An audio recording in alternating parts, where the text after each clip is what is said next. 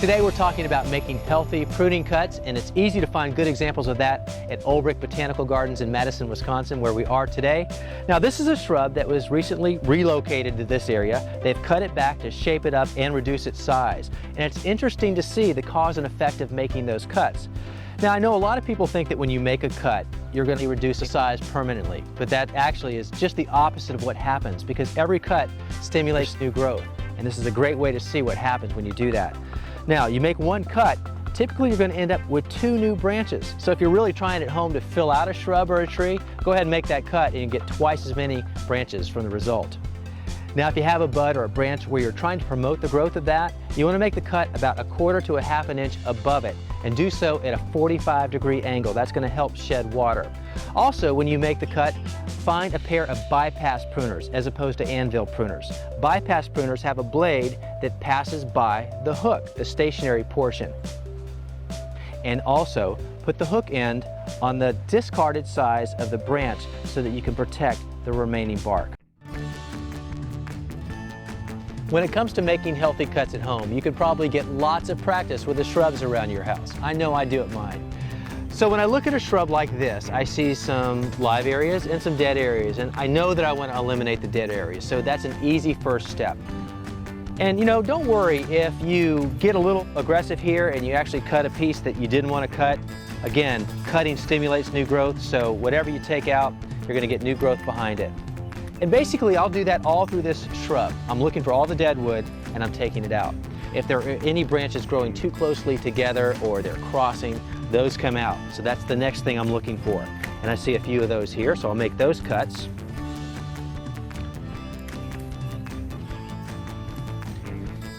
Once I do that, the next thing I want to do is maybe shape it up.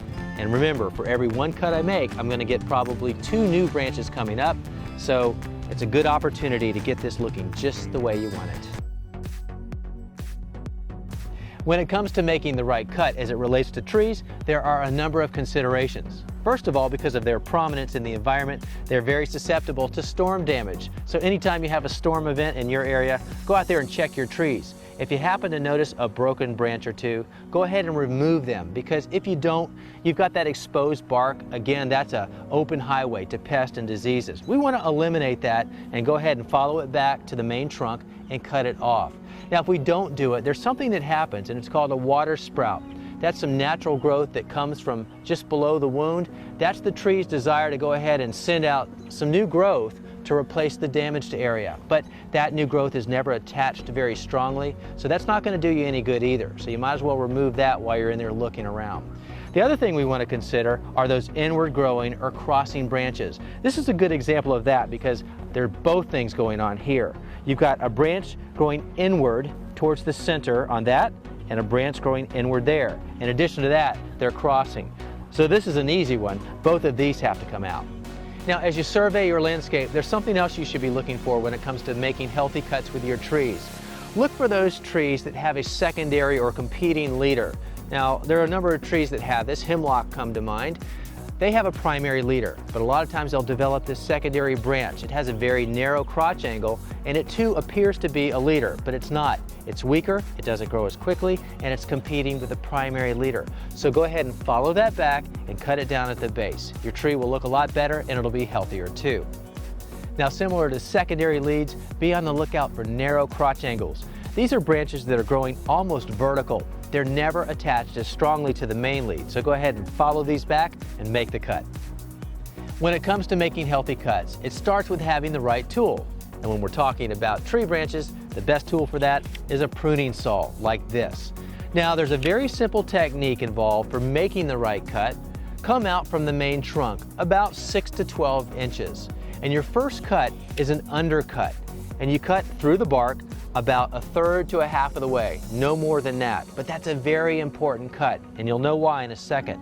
Now it's time for cut number 2. You do that about 6 inches outside of the first cut, and go ahead and do that from the top. Now you can try to cut all the way through, but that's not going to happen. Before you get all the way through, that branch, the weight of it is going to break away, and with it, it's going to take the bark. Now the bark would normally go all the way to the main trunk and tear down the trunk. But because you made the first cut, that very important first cut, it's going to stop that bark tear, and that's what it's all about. And for the final cut, number 3, you only have about a 12-inch piece of branch here. You can cut all the way through that from the top. Now what you're looking for is the branch collar. That's the flare where the branch joins the main trunk. But because it's only about 12 inches, cut all the way through. The weight won't be an issue.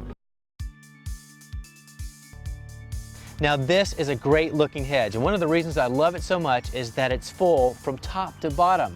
Now perhaps around your house you've seen hedges that are really full at the top, but at the bottom not so much. Pretty sparse. You even see all the branches and the legs. You don't want that, and there's a reason why that happens. It's because somebody comes along and they cut across the top and give it a nice haircut, but we know by making those cuts we're generating new growth.